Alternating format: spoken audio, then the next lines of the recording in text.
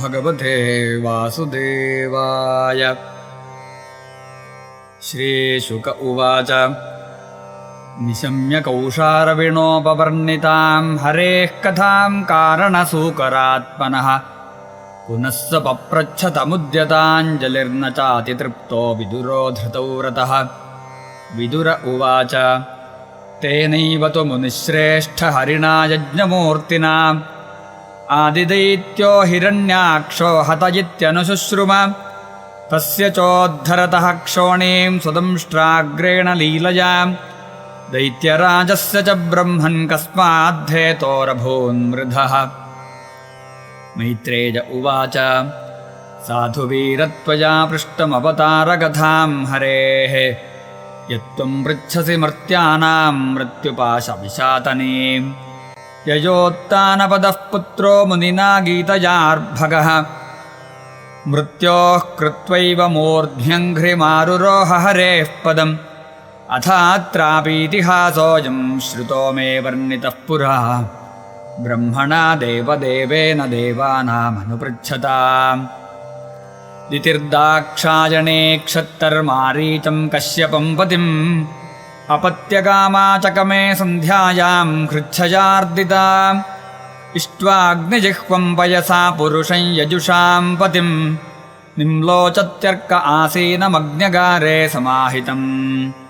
दितिरुवाच एष मां त्वत्कृते विद्वन् काम आत्तशरासनः दुनोति दीनां विक्रम्य रम्भामिव मतङ्गजः तद्भवान् दह्यमानायां सपत्नीनां समृद्धिभिः प्रजावतीनां भद्रन्ते मय्यायुक्तामनुग्रहम् भर्तर्याप्तोरुमानानां लोकानाविशते यशः पतिर्भवद्विधो यासां प्रजया ननुजायते पुरा पिता नो भगवान् दक्षो दुहितृवत्सलः कं वृणीतवरं वत्सा इत्यपृच्छत नः पृथक् स विदित्वात्मजानान्नो भावं सन्तानभावनः त्रयोदशा ददात्तासां यास्ते शीलमनूरताः अथ मे कुरु कल्याणकामं कञ्जविलोचन आर्तोपसर्पणं भूमन्नमोघं हि महीयसि इति तां वीरमारीचकृपणां बहुभाषिणीं प्रत्याहानुनयन् वाचा प्रवृद्धानङ्गकश्मलाम् एष तेऽहं विधास्यामि प्रियं भीरु यदिच्छसि तस्याः कामन्न कः कुर्यात् सिद्धिस्त्रैवर्गिकी यतः सर्वाश्रमानुपादाय स्वाश्रमेण कलत्रवान् व्यसनार्णवमत्येति जलयानैर्यथार्णवम् यामाहुरात्मनो ह्यर्थं श्रेयस्कामस्य मानिनि यस्यां स्वधुरमध्यस्य पुमांश्चरति विज्वरः यामाश्रित्येन्द्रियारातीन् दुर्जयानितराश्रमैः वयञ्जये महेलाभिर्दस्यून् दुर्गपतिर्यथा न वयं प्रभवस्तान् त्वामनुकर्तुं गृहेश्वरि अप्याजुषा वा कार्स्न्येन ये चान्ये गुणगृध्नवः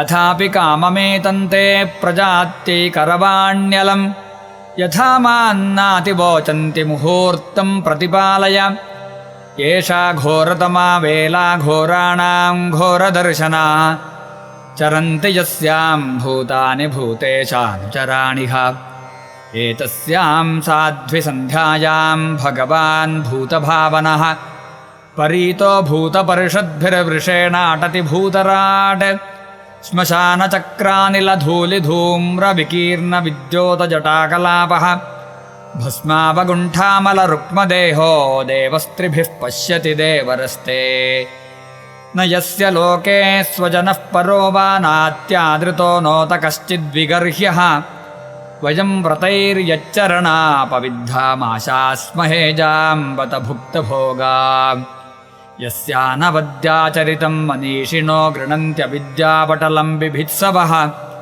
निरस्तसाम्यातिशयोऽपि यत्स्वयं पिशाचचर्यामचरद्गतिः सताम् हसन्ति यस्याचरितं हि दुर्भगाः स्वात्मन्रतस्या विदुषः समीहितम् यैर्वस्त्रमाल्याभरणानुलेपनेष्वभोजनं स्वात्मतयोपलालितम् ब्रह्मादयो यत्कृतसेतुपाला यत्कारणं विश्वमिदं च माया आज्ञाकरी तस्य पिशाचचर्या अहो विभों नश्चरितं विडम्बनम्। मैत्रेय उवाच सैवं संविदिते भर्त्रा मन्मथोन्मथितेन्द्रिया जग्राहवासो ब्रह्मर्षेर्वृषलीवगतत्रपा स विदित्वाथ भार्यायास्तन्निर्बन्धं विकर्मणि नत्वादिष्टाय रहसि तयाथोपविवेशः अथोपस्पृश्य सलिलं प्राणानायम्यवाग्यतः ध्यानं जजापविरजं ब्रह्मज्योतिः सनातनम् दितिस्तु व्रीडिता तेन कर्मावद्येन भारत उपसङ्गम्य विप्रर्षिमधो मुख्यभ्यभाषत। दितिरुवाच मामे गर्भमिमं ब्रह्मन् भूतानां ऋषभोऽवधीत् रुद्रः पतिर्हि भूतानां यस्याकरवमं हसं नमो रुद्राय महते देवायोग्राय मीढुषे शिवाय न्यस्तदण्डाय धृतदण्डाय मन्यवे स नः प्रसीदतां भामो भगवानुर्वनुग्रहः व्याधस्याप्यनुकम्प्यानां स्त्रीणां देवः सतीपतिः। मैत्रेय उवाच स्वसर्गस्याशिषं लोक्यामाशासानां प्रवेपतीं निवृत्तसन्ध्यानियमो भार्यामाह प्रजापतिः। कश्यप उवाच अप्रायत्यादात्मनस्ते दोषान् मौहूर्तिकादुत मन्निदेशातिचारेण देवानां चातिहेलनात् भविष्यतस्तवा भद्रावभद्रे जाठराधमौ लोकान् सपालां स्त्रींश्चण्डिमुहुराक्रन्दयिष्यतः प्राणिनां हन्यमानानां दीनानामकृतागसां स्त्रीणां निगृह्यमाणानां कोपितेषु महात्मसु। तदा विश्वेश्वरः क्रुद्धो भगवान् लोकभावनः हनिष्यत्यवतीर्यासो यथाद्रीन् शतपर्वधृक्।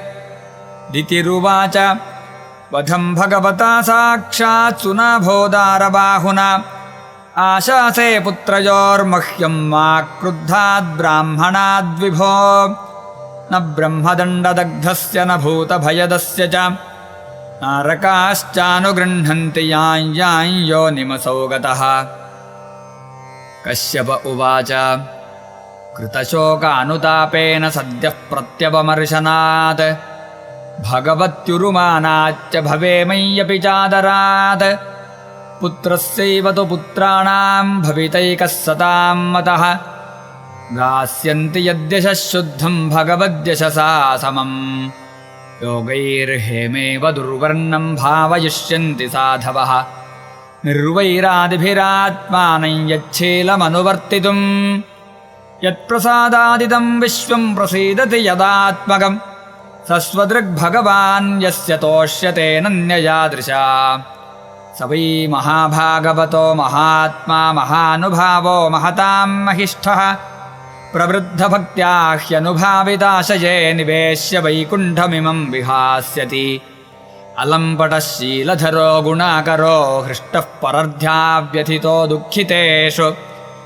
अभूतशत्रुर्जगतः शोकहर्ता नैदाघिकन्तापमिवोडुराजः अन्तर्बहिश्चामलमब्जनेत्रं स्वपूरुषेच्छानुगृहीतरूपं पौत्रस्तव श्रीललनाललामं द्रष्टा स्फुरत्कुण्डलमण्डिताननम्। मैत्रेय उवाच श्रुत्वा भागवतं पौत्रममोदतदितिर्भृशं पुत्रयोश्च वधं कृष्णाद्विदित्वासीन्महामनाः इति श्रीमद्भागवते महापुराणे पारमहंस्यां संहितायां तृतीयस्कन्धे दितिकश्यपसंवादे चतुर्दशोऽध्यायः। सर्वत्र गोविन्दनामसङ्कीर्तनं गोविन्द गोविन्द।